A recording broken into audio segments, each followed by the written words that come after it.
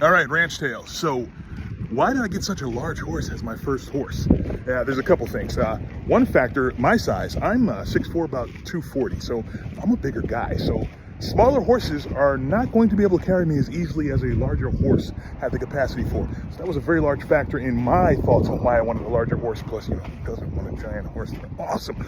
Also, part number two is there was some concern about me being a first-time horse person having such a large horse, and the way we got around that is actually a funny story, and that's why it's a ranch tale. I'm going to tell you about Louie Goes to Vegas. The name has been changed to protect the guilty. Okay, so we were looking for horses, and we rode a lot of horses, and I might post some of those videos of me trying horses out and different things that happened so you can see how much of a journey it was. Remember, I told you it was a 7-month journey to get to when we finally found Mr. Man and brought him back. But we tried a lot of different horses. One of them was Louie Goes to Vegas. So Louie was owned by a pretty well-known trainer in the area. And before we went and got on Louie, we were very clear with this trainer that I was a beginner horse person and that I didn't have a lot of riding experience. And they assured us that Louie would be great. So we're like, okay, cool. Let's go try out Louie Goes to Vegas. So we get out there and I have my trainer, my wife, and the person who owns Louie. So my trainer gets on Louie and she's like, I mean, yeah, let's try it out. Let's see what happens, you know, could go well. Warning number one, the owner of Louie Goes to Vegas didn't want to get on Louie. That's something we should have paid pretty close attention to. You'll find out why in just a little bit here. Okay, so she rode him. He seemed fine. She's like, yeah, he's all right, whatever. And, you know, we're like, you know what? Let's get on the trail. Let's go out on the trail because you're going to learn everything you need to know about a horse that you're going to ride in a trail. Or, depending on what you're doing with the horse, if you're intending to trail ride, that would be the way to find out what you want to know with the horse. So we're like, let's get on the trail. So, okay, so we get on the trail. And I'm riding Louie. Louie Goes to Vegas. My wife's on another rental. And my trainer and the owner of Louie are all on different horses. So we're riding, and Louie's not really seeming like he's loving me. And I'm like, okay, well, I hadn't met Sammy yet, so I didn't know that it could like that. So I was like, all right, you know what? Maybe it's just I'm new. He doesn't know me. Let's have a nice ride. We'll settle in. We'll get to know each other. Things will be great. So we're riding. And I'm not going to mention where we rode, but it's a pretty well-known riding place in the area that I live in. So we're riding. And Louie, there's a couple places where he likes to trot and or canter. Trotting is like a little hop step. It's a little faster. It's like a light jog. Cantering is like a light run. It's not galloping, it's cantering. So the first time we got to a space, he started trying to take off, and I was enough of a horse person to go, oh yeah, no, I don't want to do that. So I held him back. Louie didn't like that very much, but he rolled with it. So I was like, all right, cool. There was a second spot, and she's like, oh yeah, he likes to trot or canter up this too, because there's a little hill. And you know, when you got a lot of weight on your back like me, I'm a pretty big guy, wanting to run a little faster to kind of, you know, get a head start on getting that weight moving, understandable. But again, I'm a beginner, so I'm like, no, hold him back. Louie didn't like that either, but he rolled with it, so we're good. So we're riding, and we come to a third place where Louie loves to canter. Well, when I held him back, Louie was not happy. So Louie did something what I've come to realize is called like a crow hop, where all four of his legs come up off the ground. He kind of jumps. It's a little protest move that some horses do. Here's the thing. Beginner horse person wasn't ready for it. So when he crow hopped, he launched me onto his neck.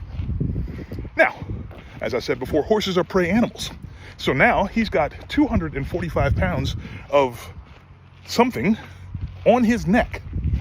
As I mentioned previously, the previous two times that Louie tried to take off a little bit or tried to get a little gumption going, get a little momentum going, it was a hill. Well, this was no different. This was a hill too. By the time we kind of got, you know, I got settled in around his neck, he was a little further away from the hill. Now, predator on the neck. What's a horse to do? Go home. Louie's like, Louie's like, I'm going home. So Louie whips around and starts galloping back towards home. I'm on his neck, fully wrapped around his neck. Saddle's behind me. I am wrapped around this dude's neck, and we're doing this. And this is an experience I've had before, so I was a little upset about it. I was a little, out of sorts and everything like that. Then I look ahead, and when I look ahead, I see something that's not very comforting. Okay, so to my left is a hillside with a lot of roots and a lot of trees. And so I'm looking at that and I'm going, ooh, do I want to try to do that? To my right, there is a ravine. So option A, bail off to the right and roll down the ravine and see what happens.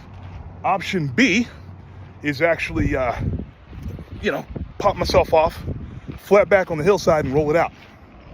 I'm trying to figure out what's going on. I'm like, what should I do? Because that dip is coming up soon. And this horse has got 240 pounds of man wrapped around his neck, and he's about to run down the hill. And that's not probably going to end well. So I'm like, what do I do here? And I got 3 experts behind me. 3.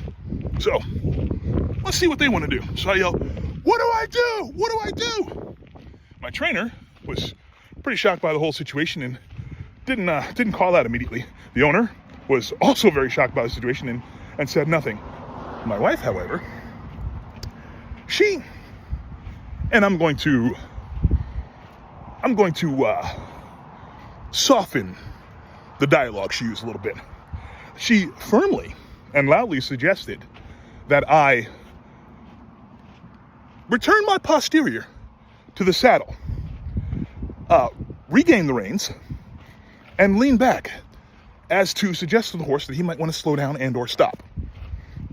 Now, if you don't know this about me, I spent a great many years as a stuntman in the entertainment industry. So, a lot of times as a stuntman, you'll get in a situation where you're not exactly sure what to do, but you have the coordinator and you have all the other people, more experienced people than you who are there, who can help you out of these situations. So when this came to me, when she said this to me, I was like, cool. Didn't think about it. I posted my hand on Louie's neck. As he leaned forward, I loaded. As he leaned back, I popped my posterior up over the horn and back into the seat.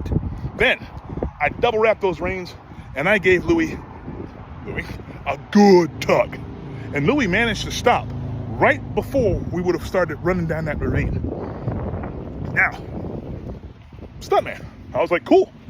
So I whip around and look over at the ladies, and all 3 of them are like this. Because, if you're not in a situation where you're in high stakes circumstances every now and again and things can go awry at any moment, you have to be able to react to them. You may not understand or have the capacity to do what I did. I'm not trying to toot my own horn. I'm just saying I put in the time. I went through those kind of situations, so I was able to make it work. Neophyte rider doing something like that, pretty exciting. So they're all looking at me like, wow. And I'm like, whoo, because, didn't want to die. So I turn him around, I ride him back, and I get off of Louie. And so we're all standing around, and the owner goes, what do you want to do now? And my wife goes, nothing. We're done. So I hop on another horse that's a little smaller. And after a while, he decides he doesn't want to carry me either. So I hop off of him and I end up walking him back. My trainer's still riding her horse. My wife's still riding the horse she was riding. And the owner had to get on Louie. And she wasn't super pleased about that. So we get back to the stall and realize I had never signed a release. We did not sign any paperwork that held her free from liability if anything were to go wrong. So that could have gone real sideways.